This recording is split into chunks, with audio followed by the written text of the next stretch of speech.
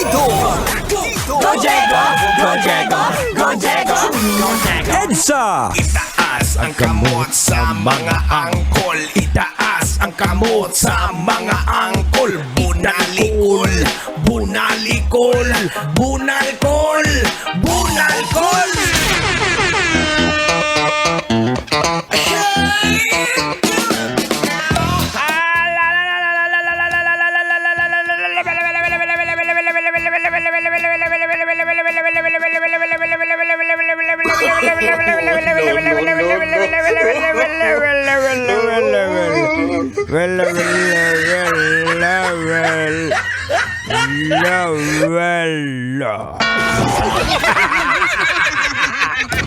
Ay, naku mga kabisyo!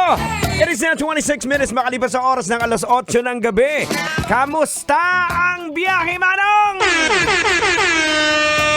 Ganyan! Dapat matindi pa rin ang enerhiya. Kayang-kaya pa rin. Kagaya dito sa programang EDSA, hindi tayo nauubusan ng enerhiya! Alam nyo kung bakit? Bakit? Kasi marami tayong sibuyas! Yeah! Ang saya-saya! Clap your hands! Ay, grabe sa mga pasahero natin na pauwi na ng bahay. Napyo na! Kapoy na! Tambak may trabaho sa opisina. Relax lang daya, relax lang call. Kung bahala sa kung pwede talang masahion. Masahion ta gamit ang tiil ko. Ay, relax lang don't worry. Be happy. Kasama nyo ang 90.7 Love Radio. At syempre kasama nyo pa rin po ang inyong kapitan, Kap Jego Bandido. Jego Bandido. Siyempre, kasama din ang ating advisor, ang pinakamatalino sa lahat, ang pinakahenyo. Henyo. Hindi natindel pero Diyos pa rin. Ay, binabate ko muna lahat sa mga senior citizen na nakikinig sa atin ngayon. Paalala ko lang sana ngayong gabi, walang papanaw sa inyo. Teka lang, Dad! Ang hard mo naman! Ay, bakit? Gusto mo ikaw yung pumanaw? Aragoy! Maluoy ka. Ay, eto na lang mga kabisyo. Ewan ko kung napanood mo na to sa parang sa KMJS ata to, na balita sa KMJS na mga gamit sa isang bahay sa Bulan, Sorsogon bigla na lang daw nagliliyab. At syempre ang paniniwala ng pamilya na may kinalaman daw ito ang misteryong pangyayari sa isang imahen ng Holy Family. Ano kaya ang masasabi mo dito, Manong Driver? Ikaw ba naniniwala ka sa mga ganitong usapin? O para nang sa gayon magkaintindihan tayo, logican na natin to, Tang. Tang, logican na ba natin to? Ay, sige, logican mo na yan.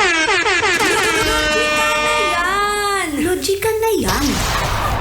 Alright mga kabisyo, 29 after 8 o'clock, eto na po. Lologican na natin ano bang leksyon ang pwede nating makuha sa usaping ito. Unang-una sa lahat mga kabisyo, ito po ang problema nating mga Pilipino. Kasi namula tayo sa pagiging, alam mo yung pagan practice. Pag sinabi nating pagan practice, andun yung idolatry. Yung nakagisnga natin, yung magsamba sa mga ribulto.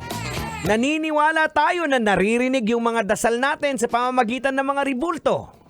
Pero ito mga kabisyo malinaw naman, teka lang, tabi-tabi po muna sa lahat ng mga demonyong nakikinig ngayon. Magbabasa po uli ako ng nakasulat sa Biblia.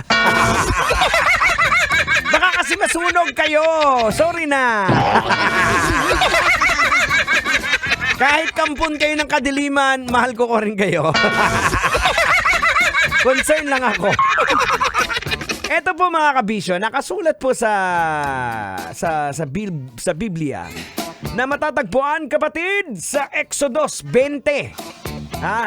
Versikulo 4 ang sinasabi, "You shall not make yourself a carved image or any likeness of anything that is in heaven above, or that is in the earth beneath, or that is in the water under the earth."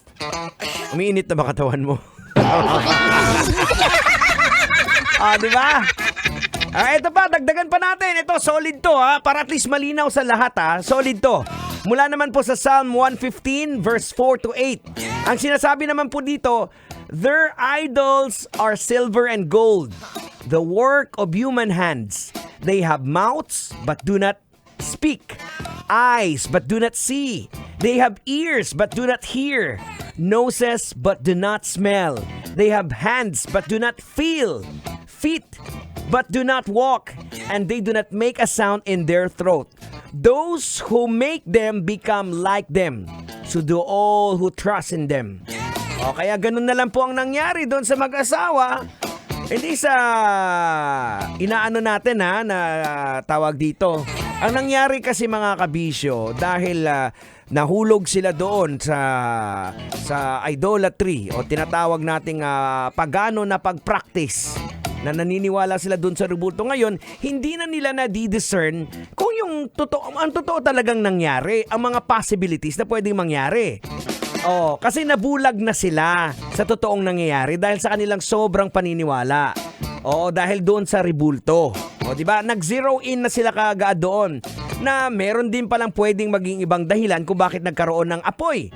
Kagaya ng tinatawag nating spontaneous combustion of dry vegetation, na kung saan nagkukos po ito ng high temperatures and dry conditions. Kaya nababalitaan po natin, merong mga tinatawag na mga wildfire, di ba? Na bigla na lang nasusunog ang kagubatan dahil po sa mga ganyang pangyayari. Dahil dyan, kaya siguro dahil ang bahay din nila sa napanood ko na video is made of light materials, kaya hindi ko naman sinasabi na ganun ang cause, pero these are the possibilities. Diba? Kaya dapat hindi po sarado ang isip natin, dapat bukas po ang isip natin sa mga bagay-bagay. And I thank you! Ayan, malinaw po mga kabisyo Yun kasi isa talaga sa mga problema natin dito sa Pilipinas. Masyado po tayong nahulog doon sa pagano na practice, pagan practice, at talagang naniniwala tayo na naririnig tayo ng mga rebulto, which is hindi po So ganun ang nangyayari, ang mentality po natin nasiset sa ganun, kaya naniniwala po tayo na ang dahilan, sinisipa tuloy yung rebulto na nanahimik. Diba? Amano, kamusta naman yung pasero mong kampo ng kadiliman? Hindi pa ba nagliliyab?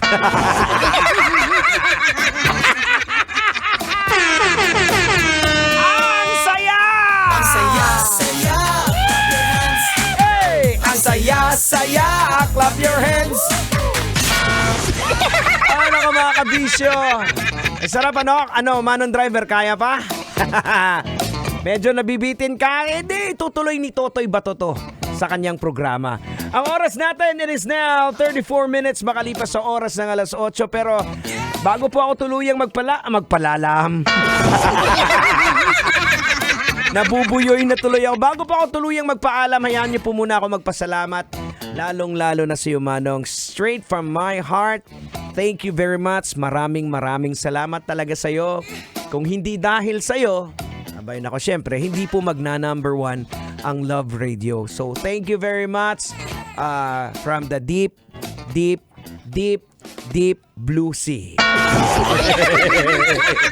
Salamat. Kaya masasabi ko lang po, dito sa programang EDSA, gagawin ko lahat, mapangiti ka lang, gagawin ko lahat para hindi ka antukin. Kasi alam ko naman, ang trabaho po ng isang driver ay napakahirap na trabaho. Mantakin nyo, lalong-lalo na kung ikaw ay lumabas kaninang umaga pa tapos tuloy-tuloy yung pamamasada mo.